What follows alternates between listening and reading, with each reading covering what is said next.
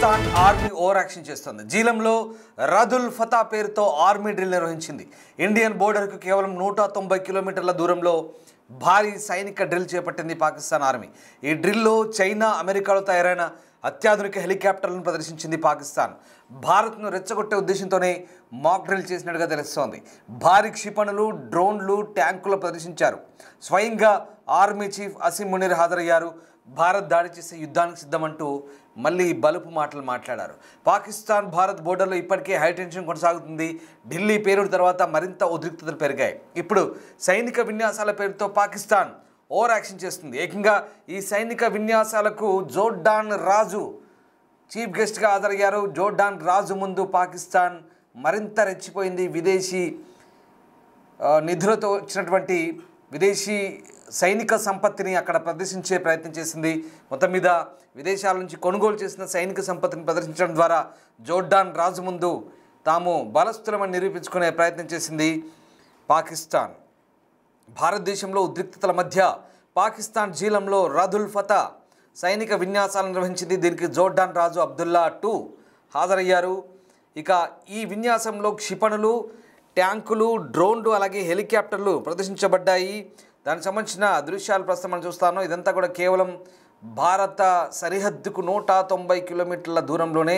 ఇదంతా కూడా జీలం నది పరివాహక ప్రాంతంలో జీలం జిల్లాలో జరిగిన సైనిక విన్యాసాలు ఇవి. భారతదేశంతో పెరుగుతున్న ఉద్రిక్తతల మధ్య పాకిస్తాన్ ఆదివారం నాడు పంజాబ్ ప్రావిన్స్లోని జీలం జిల్లాలోని టిల్ ఆఫ్ ఫైటింగ్ రేంజ్లో రాద్ ఉల్ ఫతా అని ప్రధాన సైనిక విన్యాసాలు నిర్వహించింది. ఈ విన్యాసం భారత సరిహద్దు నుంచి కేవలం 190 కిలోమీటర్ల దూరంలోనే జరిగింది. పాకిస్తాన్ సైన్యం యొక్క 1వ కార్ప్స్, ఏవియేషన్ కార్ప్స్, 2వ ఆర్టిలరీ డివిజన్ అలాగే 6వ ఆర్మర్డ్ డివిజన్ యూనిట్లు ఈ విన్యాసాల్లో పాల్గొన్నాయి. ఈ డ్రిల్ సమయంలో 2వ ఆర్టిలరీ డివిజన్ ఫతా 1 అలాగే ఫతా 2 క్షిపణి వ్యవస్థను ప్రదర్శించింది. అలాగే SH-15 ఆర్టిలరీ తుపాకులను ప్రయోగించింది. ఈ ఫతా 1, ఫతా 2 అనేది చైనా సహాయంతో తయారు చేసిన క్షిపణులుగా చెప్తారు. ఇక పాకిస్తాన్ ఏవియేషన్ వింగ్ యొక్క రేవాలి స్క్వాడ్, కోబ్రా అలాగే Z-10ME దాడి హెలికాప్టర్ల నుంచి ప్రత్యక్ష కాల్పులు జరపడం ద్వారా తన సామర్థ్యాలను ప్రదర్శించుకుంది. మొత్తం మీద జోర్డాన్ రాజు ముందైతే బల ప్రదర్శన చేశారు, మేకపోతు గాంభీర్యాన్ని ప్రదర్శించారు. జోర్డాన్ రాజు అబ్దుల్లా II, పాకిస్తాన్ ప్రధానమంత్రి షవాజ్ Sharif, army chief field marshal Asim Munir ఈ సైనిక విన్యాసాల్లో పాల్గొన్నారు. అదిగో దానికి సంబంధించిన దృశ్యాలు ప్రస్తుతం మనం చూస్తూ ఉన్నాం. ఇక ఈ జోర్డాన్ రాజును ఆకట్టుకోవడానికి పాకిస్తాన్ JF-17 ఫైటర్ జెట్ విమానాలను కూడా నిర్వహించింది. అలాగే 6వ డివిజన్ తన 6 MBT హైడర్ ట్యాంకులను కూడా ప్రయోగించింది. పాకిస్తాన్ ఆత్మాహుతి డ్రోన్లను అలాగే చైనా సహాయంతో అభివృద్ధి చేసిన 7-10 ఇంచెస్ అంటే 7 అలాగే 10 అంగుళాల FPV డ్రోన్లను కూడా పరీక్షించినట్టుగా తెలుస్తోంది. 10 కిలోమీటర్ల పరిధి కలిగిన సాయుధ క్వాడ్ కాప్టర్ ప్రదర్శన నిర్వహించారు. NRTC national radio and telecommunications corporation అధిపతి బ్రిగేడియర్ అమ్జద్ షబీర్ పాకిస్తాన్ అభివృద్ధి చేసిన అసాల్ట్ రైఫిల్తో కూడిన క్వాడ్ కాప్టర్ను జోర్డాన్ రాజుకు ప్రదర్శించారు. ఈ డ్రోన్ 10 కిలోమీటర్ల పరిధిని కలిగి ఉంది. అలాగే ఎత్తు 3 కిలోమీటర్ల వరకు కూడా ఎగురుతున్నట్టుగా చెప్తున్నారు. సో మొత్తం మీద జోర్డాన్ రాజుకు ముందు గొప్పలు చెప్పుకునేందుకు ప్రయత్నించింది పాకిస్తాన్ ఆర్మీ. చూడండి ఆ దృశ్యాలు మనం చూస్తూ ఉన్నాం. జోర్డాన్ రాజు అబ్దుల్లా IIతో పాకిస్తాన్ ప్రధాని షబాజ్ షరీఫ్ సోగ్గాడ్లా తయారై సూటు బూటు వేసుకొని అద్దాలు పెట్టుకొని జోర్డాన్ రాజుతో కరచాలన చేస్తున్న దృశ్యాలు. కానీ ఈ షబాజ్ షరీఫ్ మాట్లాడే మాటలు ఎంత మాత్రం విలువ ఉండవు, అక్కడ లెక్క చేయరు ఆ దేశ ప్రజలు కూడా. అలాగే ఈయన ఒక జోకర్ మాదిరిగా, బఫూన్ మాదిరిగా ప్రపంచ దేశాల ముందు ఏ రకంగా ట్రోల్ అవుతారో అందరికీ తెలిసింది. ఇదిగో ఈ దృశ్యం ఇందాక నేను చెప్పిన కామెంట్ అది. జోర్డాన్ రాజుతో షబాజ్ షరీఫ్ అంటే పాకిస్తాన్ అన్నీ బిల్డప్లని అర్థమవుతున్నాయి. పాకిస్తాన్లన్నీ కూడా ఇటు జోర్డాన్ ముందు అటు టర్కీ ముందు చేతులు చాపి కాళ్ళు మొక్కి వాళ్ళతో సయోధ్యకు వెళ్తూ తమను కాపాడమంటూ ఒక రకంగా శరణు జొచ్చుతున్న పరిస్థితి. ఇవన్నీ కూడా అయితే ఎక్కడా జోర్డాన్ మనకు వ్యతిరేకంగా మాట్లాడలేదు. కానీ జోర్డాన్ రాజును ఈ సైనిక విన్యాసాలకు అతిథిగా పిలవడం అయితే ఒక రకంగా పాకిస్తాన్ ఇక్కడ గొప్పలు చెప్పుకునేందుకని అర్థమవుతుంది. ఇక ఈ ఎక్సర్సైజ్ తర్వాత ఫీల్డ్ మార్షల్ అసీం మునీర్ జర్నలిస్టులకు ఆఫ్ ది రికార్డ్ బ్రీఫింగ్ కూడా ఇచ్చినట్టు తెలుస్తుంది. మూలాల ప్రకారం అతను భారతదేశం గురించి పదునైన వ్యాఖ్యలు చేసినట్టుగా సమాచారం. భారత్ కనుక దాడి చేస్తే పాకిస్తాన్ ప్రతీకారం తీర్చుకుంటుందంటూ చెప్పినట్టుగా తెలుస్తోంది. అలాగే కొన్ని రోజుల క్రితం పాకిస్తాన్ ఖరియన్లో ఒక ప్రధాన సైనిక విన్యాసాలు నిర్వహించిందని భారత సైనిక వర్గాలు చెప్తున్నాయి. జేలంలోని టిల్ ఆఫ్ ఫైరింగ్ రేంజ్లో ఈ విన్యాసాలు జోర్డాన్కు ఆయుధాలను విక్రయించడమే లక్ష్యంగా కనిపిస్తున్నాయి. అందువల్ల జోర్డాన్ రాజు చీఫ్ గెస్ట్గా రాద్ ఉల్ ఫతా విన్యాసాలు జరిగాయి. ఈ సమయంలో పాకిస్తాన్ సైనిక అధిపతి సాధారణంగా కూర్చునే నంబర్ ప్లేట్ 786 కలిగిన GHQ అధికారిక జీపును అసీం మునీర్ స్వయంగా నడుపుతున్నట్లుగా కనిపించిందని అధికార వర్గాలు చెప్తున్నాయి. అదిగో ఈ హెలికాప్టర్లు, ఆ డ్రోన్లు, ఆ మిసైల్స్ ఇవన్నీ కూడా జోర్డాన్కు విక్రయిస్తాడట. వీడికే గతి లేదు కానీ జోర్డాన్కు విక్రయిస్తాడంట. వీడు డబ్బులు లేక, ఈ పాకిస్తాన్ పాలకులు డబ్బులు లేక ఉక్రెయిన్ రష్యా వార్ జరుగుతుంటే ఉక్రెయిన్కు మందుగుండు సామాగ్రితో అమ్ముకున్న ఈ బిచ్చగాళ్ళు, ఈ పాకిస్తాన్ బిచ్చగాళ్ళు ఇప్పుడు జోర్డాన్కు మందుగుండు సామాగ్రి అమ్ముతారంటూ చేస్తున్నటువంటి ప్రయత్నాలన్నీ కూడా ఒక రకంగా హాస్యాస్పదంగా కనిపిస్తున్నాయి. సరే, మనం ఇలాంటి పదాలు ఎందుకు వాడుతున్నామంటే ఇతర దేశం సార్వభౌమత్వంపై దెబ్బతీసే కుట్రలు పన్నే వీళ్ళని ఇంకేమనాలి? కుక్కలు అనాలా లేదా ఇంకే పదాలతో సంబోధించాలి? వీళ్ళు చేసే వ్యవహారాలతో వీళ్ళని నిజంగా ఎన్ని మాటలన్నా, ఎంత తక్కువ చేసి మాట్లాడిన తక్కువ. ఎందుకంటే భారత సార్వభౌమత్వంపై దాడి చేసే వీళ్ళు నిజంగా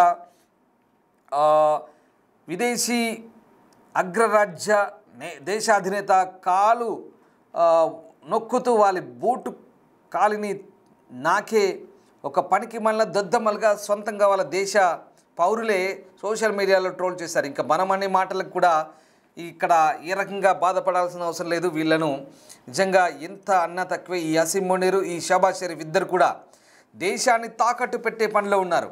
అందులో భాగంగానే వీళ్ళు ఆడే డ్రామాలు, వీళ్ళు ఆడే బఫూన్ జోకర్ వేషాలన్నీ కూడా ఈ రకంగా ప్రపంచ దేశాల ముందు తేడతెల్లమవుతున్నాయి. ఇంకా వీళ్ళకే వీళ్ళ సైనిక స్థావరాలను కాపాడుకునే దిక్కు లేదు. ఆపరేషన్ సింధూర్లో భారత్ చేసిన దాడులకు తలో దిక్కు తోక ముడిచి పారిపోయి చావు తప్పి కన్నులొట్టబోయినట్టుగా చతికిలబడ్డ వీళ్ళు ఇప్పుడు జోర్డాన్కు యుద్ధ సామాగ్రి అమ్మేందుకు ఈ సైనిక విన్యాసాలను ప్రదర్శిస్తూ అక్కడ ఆ జోర్డాన్ రాజు ముందు గొప్పలు చెప్పుకున్న దృశ్యాలు చూస్తుంటే నిజంగా నవ్విపోదురుగా నాకేటి సిగ్గు అన్నట్టుగా ఉంది. కొన్ని పేలుడు పదార్థాలను అక్కడక్కడ పేల్చడం ద్వారా అదేదో భారీ ఆయుధ సంపత్తిని కలిగి ఉన్నాం, లేదా భారీగా యుద్ధ సామాగ్రిని, అధునాతన టెక్నాలజీని తాము కలిగి ఉన్నామన్నట్టుగా. ఇదే పాకిస్తాన్ పంజాబ్ ప్రావిన్స్లోని జీలం జిల్లాలో జరిగింది ఈ సైనిక విన్యాసాలు. కేవలం ఇది మన సరిహద్దుకు 190 కిలోమీటర్ల దూరంలో ఉంటుంది. జోర్డాన్ అలాగే అజర్బైజాన్ ఈ రెండు దేశాల ప్రతినిధి బృందాల కోసం ఇక్కడ VT4, SH-15, M109 అలాగే ఇతర సాయుధ వాహనాలు ప్రదర్శించే రాదుల్ ఫతా సంబంధించిన ఫుటేజ్ మనం చూస్తున్నాం. డిస్టర్బింగ్ కంటెంట్ ఇది బిగ్ టీవీ స్క్రీన్పై.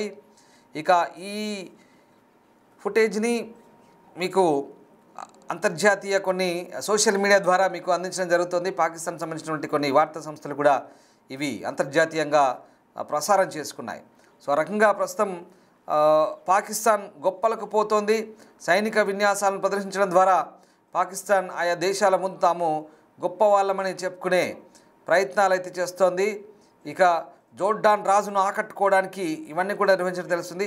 సరే, ఇవన్నీ ఒక ఎత్తు అయితే ఇక్కడ పాకిస్తాన్ ఆర్మీ చీఫ్ చెప్తున్న మాటలు ఎలా ఉన్నాయంటే ఆఫ్ ది రికార్డులో జర్నలిస్టులతో భారత్ కనుక ఎప్పుడైనా యుద్ధం చేయడానికి వస్తే మేము కూడా రెడీ అన్నట్టుగా చెప్తున్నారు. అంటే దీన్ని బట్టి చాలా క్లియర్గా పాకిస్తాన్ సంబంధించినటువంటి పాలకులు భయపడుతున్నారని మనకు అర్థమవుతుంది.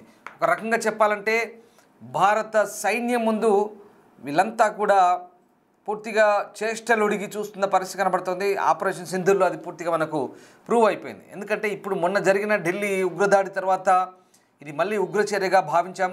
మళ్ళీ అలాగే ఆ ఆధారాలు పూర్తిగా లభ్యమైన తర్వాత ఖచ్చితంగా సరైన రెస్పాన్స్, రియాక్షన్ ఉంటుందని మనం ఎప్పుడైతే అనుకుంటున్నాం, వాళ్ళు కూడా అప్పటికే వాళ్ళ వెన్నులో వణుకు పుడుతుంది. ఖచ్చితంగా మళ్ళీ భారత్ ఎప్పుడు ఏ క్షణం ఎటువైపు నుంచి దాడి చేస్తుందో తెలియని పరిస్థితి. కాబట్టి మేకపోతు గాంభీర్యాన్ని ప్రదర్శిస్తున్నారు. ఎక్కడైతే మనం మొన్న త్రిశూలు ఇలాంటి సైనిక విన్యాసాలు చేశామో ఆ విన్యాసాల కంటే ఇక్కడ మనం జైసల్మేర్లో చేసిన విన్యాసాలకు ధీటుగా చేస్తున్నామన్నట్టుగా అక్కడ వీళ్ళు ప్రదర్శించే ప్రయత్నం చేస్తున్నారు. అంతేకాదు జోర్డాన్ రాజు అబ్దుల్లా అజర్బైజాన్ సైనిక ప్రతినిధి వీళ్ళ ముందు చూడండి అవి చూడండి ఆ రకంగా వాళ్ళు ఎక్కడ సరే వీళ్ళనేం తక్కువ అంచనా వేయలేము, మన శత్రువులను తక్కువ అంచనా వేయడానికి ఏం లేదు. వాళ్ళ దగ్గర కూడా ఫతాక్ క్షిపణులు ఉన్నాయి, JF-17 ఉన్నాయి. కానీ ఎక్కడ భారత్ లాగా మనం ఆత్మనిర్భర్ భారత్ పేరుతో మనం సొంతంగా తయారు చేసుకున్న క్షిపణులు మన టెక్నాలజీ ముందు వీళ్ళంతా కూడా దిగదుడిపే. ఒక రకంగా చెప్పాలంటే సరే శత్రువుని మళ్ళీ చెప్తాను, శత్రువుని ఎప్పుడు ఎక్కడ తక్కువ అంచనా వేయలేము. కానీ వీళ్ళు చైనా అమెరికా తయారీ ఈ వ్యవస్థలను వాళ్ళకి చూపించి వాళ్ళకు అమ్ముదామని ప్రయత్నం చేస్తున్నారు. ఇది మరింత విచిత్రంగా ఉంది. అలాగే పాకిస్తాన్లో తయారు చేసిన చిన్నపాటి రేంజ్ కలిగిన డ్రోన్లను అక్కడ NRCT అని చెప్పాను ఇందాక, ఆ టెలికమ్యూనికేషన్ వ్యవస్థ సంబంధించినటువంటి ఒక వ్యవస్థ ఏదైతే ఉందో వాళ్ళు తయారు చేసిన చిన్నపాటి ఆయుధ సంపత్తిని వాళ్ళకి విక్రయిద్దామని ప్రయత్నిస్తున్నారు. సో ఆ రకంగా వీళ్ళ ఆర్థిక పరిస్థితి బాగాలేక వీళ్ళ మందుగుండి ఆర్టిలరీ సామగ్రితో సహా ఉక్రెయిన్ వాడికి అమ్ముకున్న చరిత్ర వీళ్ళది. వీళ్ళ దగ్గర అలాంటి పరిస్థితులు ఉన్నాయి. ఇప్పుడు వీళ్ళే మందుగుండి సామాగ్రిని ఇతరులకు అమ్ముతారంట. ఇది విచిత్రంగా ఉంది. సరే ఏదేమైనా వీళ్ళు చేసిన విన్యాసాలు ఒక రకంగా భారత్కు మేము కూడా తక్కువేం కాదు అని చెప్పే ప్రయత్నాల్లో భాగంగానే ఇక్కడ ఏదో మేకపోతు గాంభీర్యాన్ని ప్రదర్శిస్తున్నట్టుగా ఉంది. సో మొత్తం మీద ఇవాళ మన ఆర్మీ చీఫ్ జనరల్ ద్వివేది చెప్పిన మాటలు బట్టి ఖచ్చితంగా మరొకసారి ఖచ్చితమైన చర్యలు ఉంటాయని చెప్తున్న పరిస్థితి కనబడుతోంది. దీంతో మేకపోతు గాంభీర్యాన్ని ప్రదర్శిస్తున్నారు. మళ్ళీ అదే మాట అంటున్నాను, ఎందుకంటే బయటికి లోపల వాళ్ళకు భయంగా ఉంది, బయటికి మాత్రం ఏదో అలా ప్రదర్శిస్తున్నారు. భారత్ ఎప్పుడు దాడి చేసినా తాము ఎదుర్కొనేందుకు సిద్ధంగా ఉన్నామని చెప్తున్నారు. కానీ ఈసారి భారత్ కనుక దాడి చేస్తే పూర్తి స్థాయి సమాధానమే ఉంటుందనేది మాత్రం చాలా క్లియర్. మొత్తం మీద పాకిస్తాన్ ఇంకా బలుపు మాటలు మాట్లాడుతోంది. పాకిస్తాన్ చేష్టలు కూడా అలాగే ఉన్నాయి. ఒకసారి పాకిస్తాన్ చేస్తున్నటువంటి ఈ సైనిక సామర్థ్యం గురించి మీ అభిప్రాయం ఏంటి? పాకిస్తాన్ శక్తి సామర్థ్యాలు జోర్డాన్ కానీ అజర్బైజాన్ కానీ నిజంగా నమ్ముతున్నాయా? వీళ్ళందరూ కూడా పాకిస్తాన్ను సైనిక విన్యాసాల పరంగా ఒక గొప్ప దేశంగా భావిస్తున్నారా? ఏమనుకుంటున్నారు? ఒకసారి కామెంట్ చేయండి. అలాగే యుద్ధం కనుక వస్తే భారత్ పాకిస్తాన్ మధ్య ఈసారి పూర్తిస్థాయి యుద్ధం జరగబోతుందా? ఎలా ఉండబోతుంది? వాస్తవానికి ఒకవేళ భారత్ కనుక వాళ్ళకు సమాధానం చెప్పాలనుకుంటే కనుక ఎలాంటి సిచ్యువేషన్ ఉంటుందనేది ఒకసారి కామెంట్ చేయండి. Thank you.